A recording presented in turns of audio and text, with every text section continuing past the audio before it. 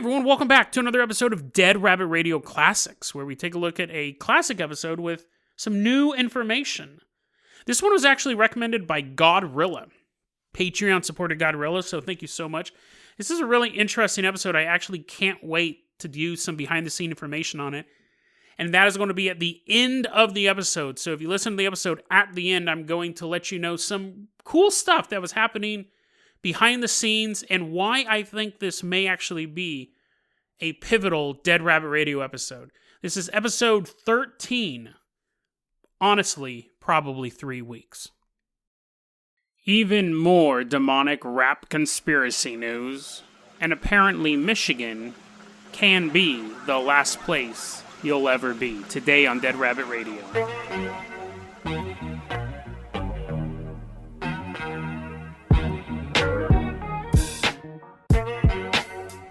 Hey everyone, this is Jason Carpenter for Dead Rabbit Radio. I'm back. It's Monday, the 25th. It's not Monday the 25th, it's June 25th. The weather is beautiful, so I don't need any fans. That's always good. I'm always happy about that. Hope you guys had a good weekend. I had a great weekend. It was actually a lot of fun. But here I am back looking at the most ridiculous news possible to have an entertaining podcast. And you know, sometimes it's easier than others. Sometimes I find some great topics, and other times it's a little rough. I did, though, before we get started, I think I have stumbled upon the secret to evolution. I think that I can't really phrase it correctly, but I think I've stumbled upon something that could change everything. Almost like a glitch in the Matrix, and that kind of leads into another story we're going to do. So I was thinking, and it's kind of weird. So we hunt, let's take deer, for example. We hunt deer because their fur is pretty, and they have, like, big antlers. And what if deer started to be ugly? What if they started to evolve to be, like, mottled fur, and busted, like their antlers look all sucky and janky? People would be like, yeah, I'm not hunting them anymore. Well, what would happen is you would go to shoot a deer and you'd look at its fur and it would be all disgusting. It would look like a hobo deer. And you would be like, no, I'm not taking the shot. What am I going to do with that? And his antlers all busted up. And so that deer would go home and theoretically have more deer babies. And those babies would be all, like, busted up. And over time, the big, beautiful deers would get shot, and I'd put their head on my wall. But the one that looked like it was all cracked out, I wouldn't shoot, and it could have more babies over time. Now, I know what you're saying. Jason, that's really smart. But female deers wouldn't date a male deer, or a buck, I think is the scientific term, does and bucks. A doe would not date a buck if he looked like he was a meth addict. And that is true. However, I think that they would if those were the only ones alive. And okay, so the deer analogy may not be the best, but I think if animals that we hunt were gross looking, we'd stop hunting them. And why don't animals taste disgusting? Like, if I was an animal and I was like, I'm so tired of my species getting bitten by bears and wolves, let's be a deer again. I'm a deer. And wolves keep eating me, like my species, I'm going to taste gross.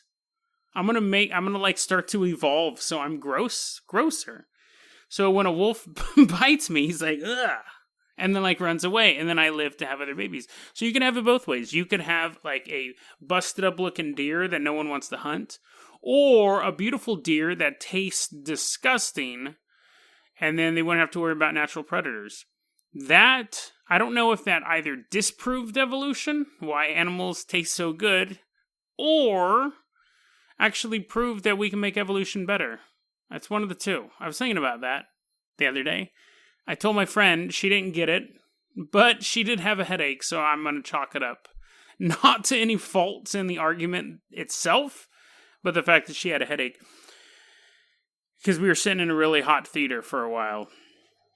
Okay, there was more to the story than that. But anyway, so she had a headache. So, speaking of glitches in the Matrix, which kind of is, evolution.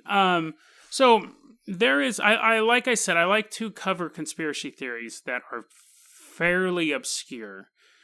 There are the classics, the ones that I like. I like Bermuda Triangle. I really like disappearing conspiracy theories or paranormal events, stuff that disappears. Ghost stories are okay if they're out of the ordinary. Like I want to do one on ghosts that have murdered people. I find that fascinating. Just ghost sightings I don't find necessarily that fascinating. But when ghosts murder people, there's been a few cases where that may have happened. But overall, I like to do conspiracy theories or paranormal events that people don't know about. And one of them is, we did Dublin, Wisconsin. Another one is Michigan Blue Hell. So again, I saw it. They have this huge image, a graphic of conspiracy theories. And we talked about this before. It's like an iceberg. So like the most common ones are at the top. And as you go farther down, they get more and more obscure. Some of them are made up, obviously. And when I say made up, a lot of them are made up. They're not real. They didn't really happen, but people think they did. There's ones at the bottom are stuff that people just spouted off, like, let's put 3 words together and see, like John Tesh Nipples. And people will be like, oh man, what's John Tesh Nipples? I gotta look that. And it's just, they just threw random words together. Michigan Blue Hell, it may be one of those, but it's actually, because I've Googled a bunch of them to see if there's any credence to them. And some of them they have a couple pages dedicated to. It'd still be nonsense. But Michigan Blue Hell I find fascinating. So, first off, what the term Blue Hell is, it's a video game term. It's the skybox. So when you're playing a game and it looks like it's a 3D game where you're walking through, let's say you're playing Halo, whatever, and you're kind of walking through the valley and there's mountains on either side.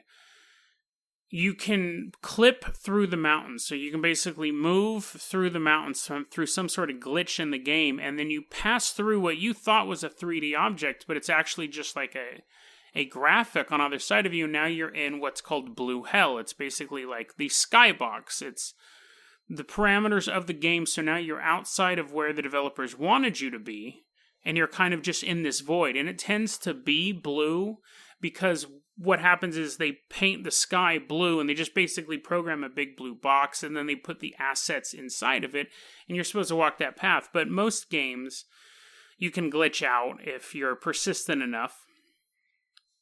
So the idea behind Michigan Blue Hell... Sorry, I'm a little parched. The idea behind Michigan Blue Hell is there is a place in Michigan. It's in an abandoned building that you can clip out of our reality. Now, there's the theory that we are living in a simulation, that everything we see is actually kind of like a Matrix type simulation. It's being programmed on the fly. And that's why things don't make sense when you look at a macro level and a micro level. That's why the universe seems impossibly far. It's just constantly rendering. There's nothing. Once we start going out there, things will appear. But since we're here, nothing's showing there because we haven't really gone there yet. But anyways, that's one of the theories. The other theory is that the world is just how we see it. So, but the Michigan Blue Hell works for either one. So basically, you can fall out of our reality, is the main thing. And you end up in basically the skybox. It does fit more with the simulation theory, but however, so is that likely? Probably not. I do always find it fascinating. I find as much as creepy as I find caves and forests, I find both of those very creepy. There's also something very creepy about buildings. You build a skyscraper, you build like a 3-story building with 10 offices, and knowing that some of those offices are just empty and like the sun rising and the sun setting and just it being, that's creepy too.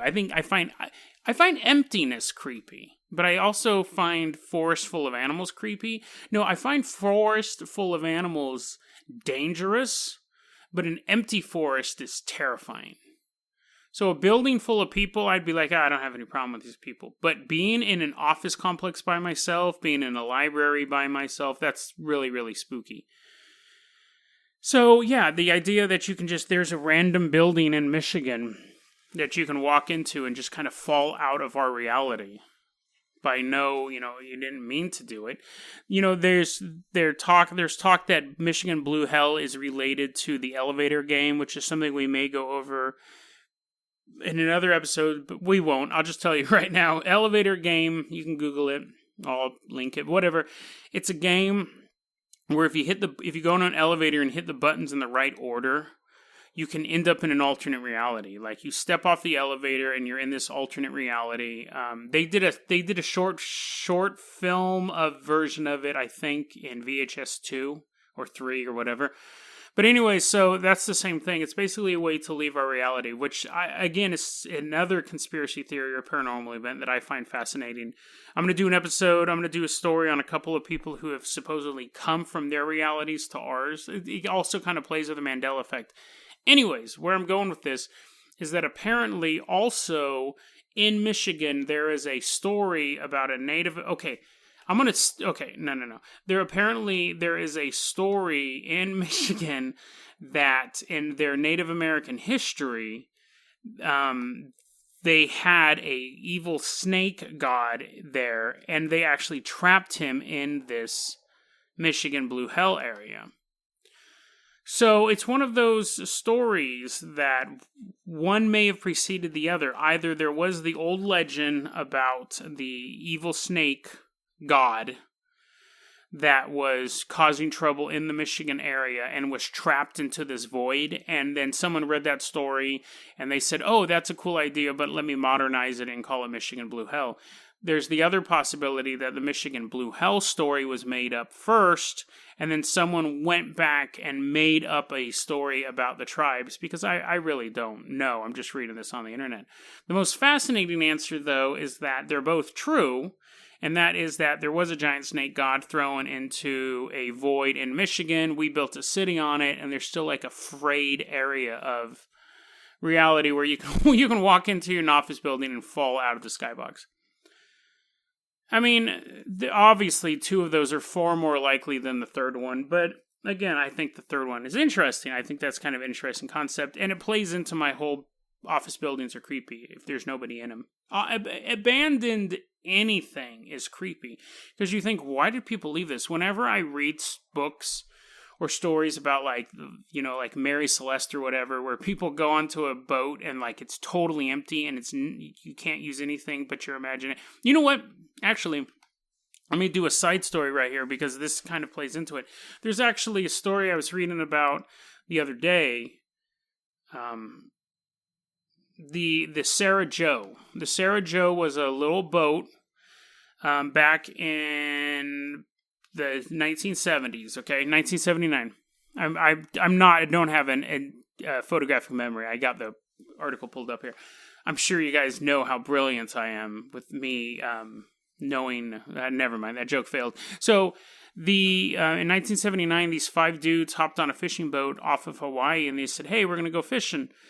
And a huge storm came. There's like 40-foot swells, and people are like, "Oh no, that boat totally like sucks. It wasn't built for any sort of inclement weather."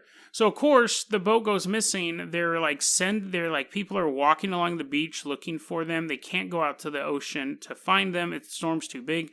They search for them for weeks and weeks and weeks and weeks and weeks. And they never found them. Now fast forward about 10 years.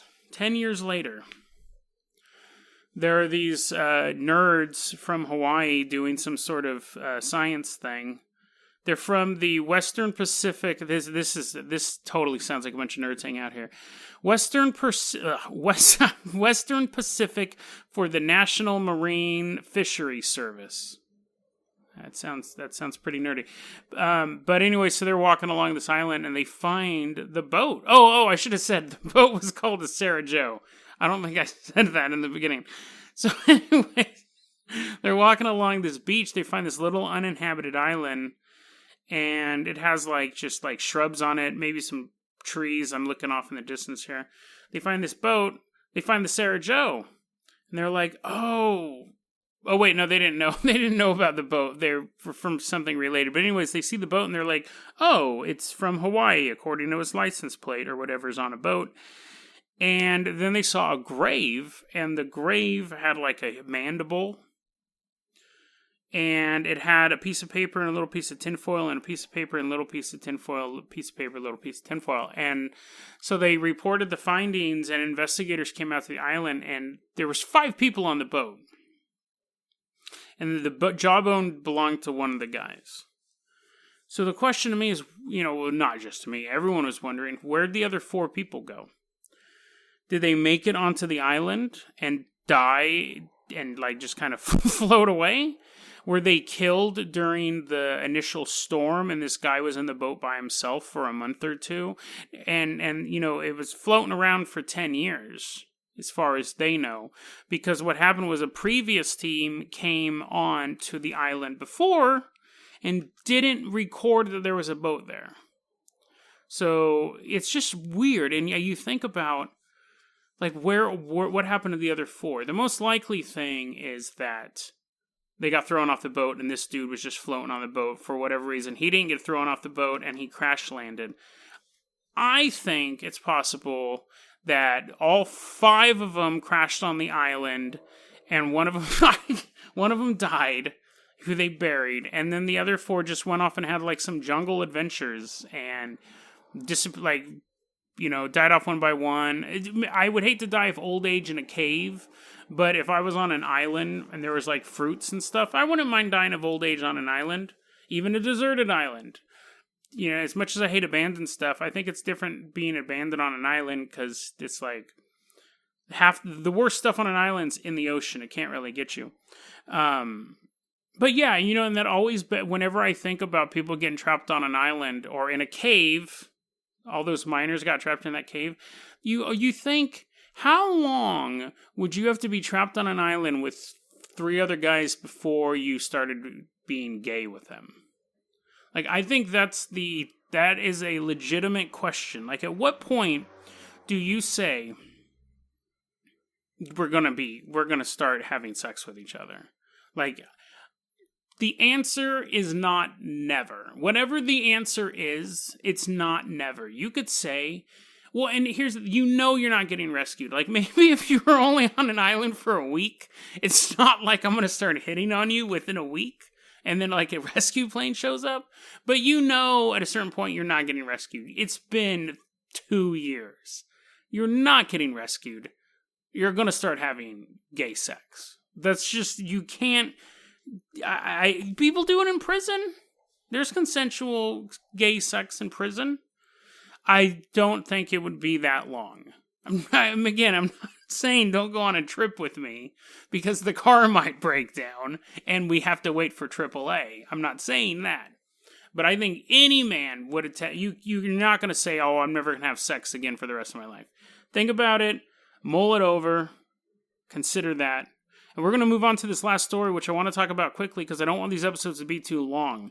And so our friend from a couple episodes back is continuing his conspiracy theory about XXXtentacion, who I'm going to call X from here on out because I always mispronounce his name. But we talked about this before. He thought that he thought Balberith killed X. And so he's popped back up.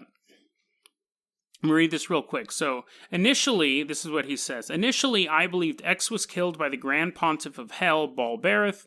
Berith appears wearing red. X's killers were alleged to have been wearing red masks. On a horse, the killing was a drive-by. Berith is the most powerful Monday evening and night. X was killed on Monday afternoon.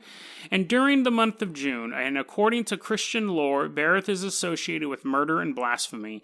He also organizes pacts with Satan. Considering all this, and knowing X was open about his involvement in the occult and demonology, it was assumed he invoked Berith in order to gain success and fame, only to have Berith claim his soul early. Now, here's the thing. We've already arrested one of the guys associated with it.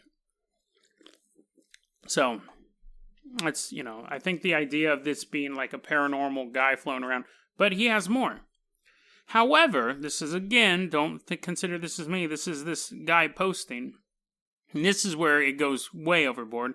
However, I evoked Bareth, night of June 19th, in a full ritual using his sigil, candles, incense, and a black mare, and asked him if he did in fact kill X.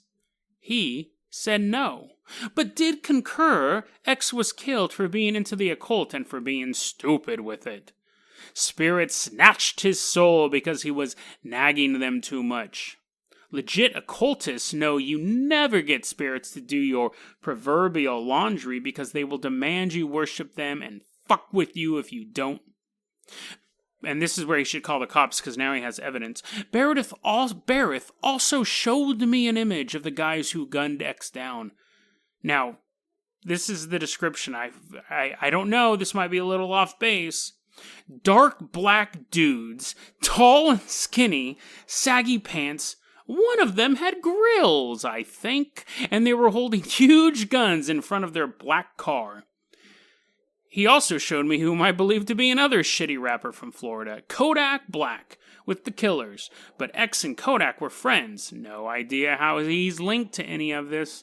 So you called on a demon to get a description of some guys who killed a rapper, and the description was tall, dark black dudes with guns. I mean, he's a demon. Couldn't he have given you their email addresses? Couldn't he have, Skyped them into the seance? This is ridiculous. And what I predicted is coming true in a point. Last time I said we're going to watch this conspiracy grow and it's just going to keep going. You know how I keep referencing that image that has all the conspiracy theories on it? This is popping up on that now. People are trying to get X's murder linked to demons on that big list, and then the list is barely legitimate as is. But now you have this guy, he's come back, and his best evidence is, oh, you know what I did? I talked to the demon himself. The Dark Overlord, the person who torments souls forever. I asked him if he did it, and he said no. Case closed. I mean, this is ridiculous. I can understand wanting to live in a fantasy world. We all want to live in a fantasy world in some degree. But I can also picture this 16-year-old kid wearing his mom's, big black trench coat. Why would the mom have a trench coat? Basically, he's dressed, I just imagine him in clothes that are way too big for his skinny little body, with a candle, a mirror, and something scribbled with lipstick on his hand as he's evoking the spirit. And then he just imagines stuff. I do not think that the grand architect of hell, or the grand pontiff of hell, is coming to this kid so he can post on 4chan, of all places, that black dudes shot a rapper in Florida. This is ridiculous. However, I will give him credit, he's not asking for money right now, which is a lot different than a lot of the conspiracies we do cover. But this is ridiculous. I do not think that anything that this guy is saying is legit, but it will grow into a real conspiracy. That is weird. That shows what's wrong with the conspiracy theory community. This is going to be just as legitimized as today it was just revealed that the NSA has concrete high-rises in cities where they funnel all their information to process. That is a legitimate conspiracy. That is a legitimate issue that's going on. And right next to it, it's going to be X was killed by Ball Bareth. Ridiculous. Well, I think that's going to be it for tonight's episode. I don't think we ran... No, we did pretty good on time. I want to thank everyone for downloading the episodes. We're actually exponentially getting bigger. The show is just getting more and more downloads each and every day. I really appreciate that. I do have a proper email address now. It's deadrabbitradio@gmail.com. We also have a YouTube channel. You can look at Dead Rabbit Radio. Right now, we're just posting another version of these podcasts, but eventually we will be doing some video stuff, and we'll let you know when that happens. And I want whatever we do in video will still be released in podcast form. So if I am doing something where you can see me, seeing when I'm interviewing, the main thing is still going to be the podcast. That's the main thing for me. My computer can't really handle video processing right now, so that's why we're not doing that. But again, I love podcasting. I think it's great. I listen to it while I'm out walking and so on and so forth. So deadrabbitradio at gmail.com if you want to get a hold of me. My Twitter handle is at symbol, I don't know, Jason O. Carpenter if you want to hit me up on Twitter. That'd be great. Again, thanks for your downloads. Thanks for all your support. I'm having a ton of fun doing this. I hope to see you tomorrow. I still don't have a sign-off. I'm afraid that my sign-off is going to become I still don't have a sign-off, but we are through here today. I will be back tomorrow with some brand new, crazy, weird news out of this crazy, weird world. Have a great day.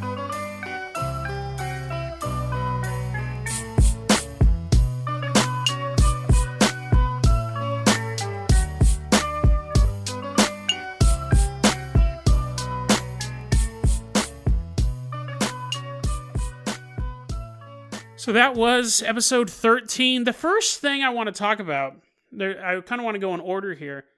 In the beginning, I think of the first 40 episodes, I had this weird gimmick where the episodes were named something funny. Like this one. Honestly, probably 3 weeks was a joke that I made. We'll get to that in a while. But honestly, probably 3 weeks. Originally, I was giving them funny names. Volcanoes and Talking Critters was the first episode. Some of them you could kind of figure out what the episode was about by the name, but like Formerly Chucks, I think was the name of the sentient soy episode. And whatever, like how are you ever going to guess that? I ditched that idea really early on, like I said, 40 episodes in, because I realized that when I'm going through, I don't know why I started doing that in the first place. I thought I was too clever by half, but I thought that when I listen to podcasts that have a ton of episodes, I started to see pretty early on that this show was going to keep growing. I'm glad I put episode numbers in the beginning, because that would have been a nightmare trying to direct people to certain episodes. But I figured out early on, a couple weeks in, that when I'm listening to a podcast, a lot of times I won't listen to every episode. I'll scroll through and I'll see subjects that I'm interested in, and I'll start to select them that way. So now I will have, and some people have complained about this. If you look at my episodes, I'll have episodes called like The Crimson Dust of Madness. That's still kind of vague, but I think from the name of that episode, or like The Serial Killers Hiding in the Forest was another one I did recently. That gives you an idea of what the episode's about. Honestly, probably 3 weeks, you'd have no idea what the conspiracy theory was, or if I was even going to talk about that. Was I just going to talk about stuff that happens in 3 weeks? You get an idea from The Crimson Dust of Madness. You go, oh, it probably has something to do with, probably like, oh, it's a horror-based episode. That sounds spooky. The Thing at the End of Your Bed. A lot of times the names are pretty evocative. And then sometimes I'll put keywords in, like The Bigfoot Who Loved His Mother. That's not an episode. Jamie, find a story about Bigfoots who love their mother so I can use that title. Sometimes they're a little more explanatory. I'll use the word alien or Bigfoot or ghost in the title to signify what that is. But you know when you listen to The Serial Killers Who Hide Within the Forest, you know that's probably a true crime story and it's probably spooky. Has something to do with forests.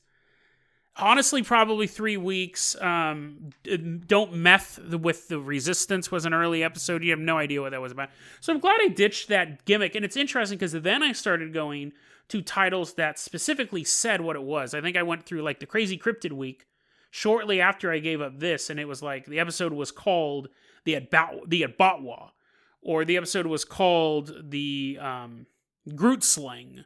But see, that doesn't help you either, because you're like, what is this? But you figure it's a monster or something like that. So the titles have started to change, and this was an early example. You'd have no idea that this episode contained one of the most popular stories Dead Rabbit Radio has ever done. This still is in my top 10. Every day, it is in my top 10 most watched YouTube videos, is the clip from this episode. It's funny because this episode is, while I think the information's good, it's not presented super well. Like, I gotta be self-critical. It sounds, I recorded it at night. Early on, I was doing a lot of recording at night. I still do a lot of recording at night, but I think I found my tone. I found my voice. That dude's ready to fall asleep. I joke about taking melatonin before the episode. This guy took the melatonin an hour before the episode and is straight up kicking in. So I don't really like I think it picks up. It picks up once I start talking and that energy gets going. But I'm not a fan of that. That's the type of stuff that turns people off in the beginning. And they're like, what is this guy taking a bunch of Quaaludes and talking about ghosts? This was also back when I was clipping episodes. I don't do that anymore. It just takes so much time to go and clip episodes in half and post the stories. A lot of people find the show because of the clips. So I know I'm missing out on new listeners. But it takes an extra, honestly, 2 hours to do that. I have to get rendering software, I have to clip it, and I just don't have that time. Maybe at some point I'll hire somebody to do that, but I don't have the budget for it right now. But I clipped this episode. The only part of this episode that's available on YouTube, as far as I know, is the Michigan Blue Hell segment. I think the XXXtentacion part is on there, actually, as well. I did a couple episodes on XXXtentacion, but the Michigan Blue Hell segment is my most viewed episode on YouTube. Every so often, like when I do an episode about Ellen DeGeneres or Adrenochrome, that spikes, but then it completely disappears. Because it's not clipped out, it's a half-hour long segment, people listen to 30 seconds, they leave. This episode gets listened to all the time. A lot of people say, hey, I found your show because of Michigan Blue Hell. It hits those keywords, people are looking for stuff on the conspiracy theory iceberg. So when Godrilla recommended this episode, I go, yeah, it's a no-brainer. We'll do Michigan Blue Hell. I'm shocked how little I talk about Michigan Blue Hell in this episode.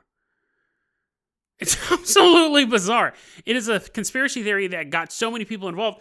To be fair, there's not much to the conspiracy theory. I think I kind of covered it, that it could be a glitch in reality. It could be an ancient Native American deity, which I'd actually even forgotten that part of the conspiracy theory.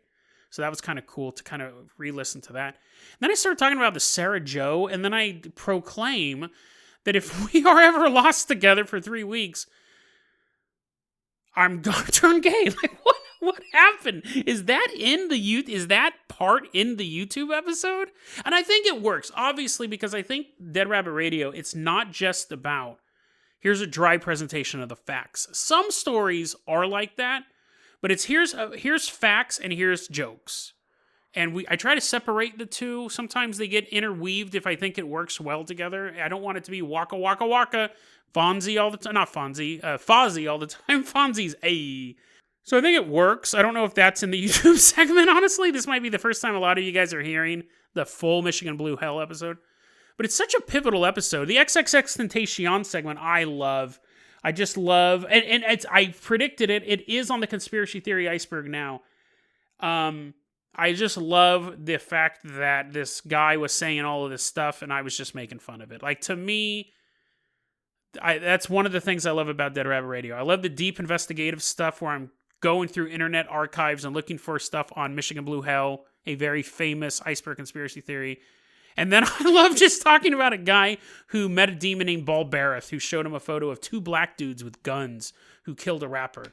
I think, and that's what I think is interesting about this episode. You have don't mean to pat myself on the back, but the story, you have like the investigative story, and then you have the funny story. And I'm not saying that X getting killed was funny, but that guy's reaction to it. But I called it. It is on the conspiracy theory iceberg, on the new icebergs that are on there. This is also a very pivotal episode when we look at the overall story of Dead Rabbit Radio. It's the birth of the email. I think it's the first episode where this is where I go, I got to get my own email for this show.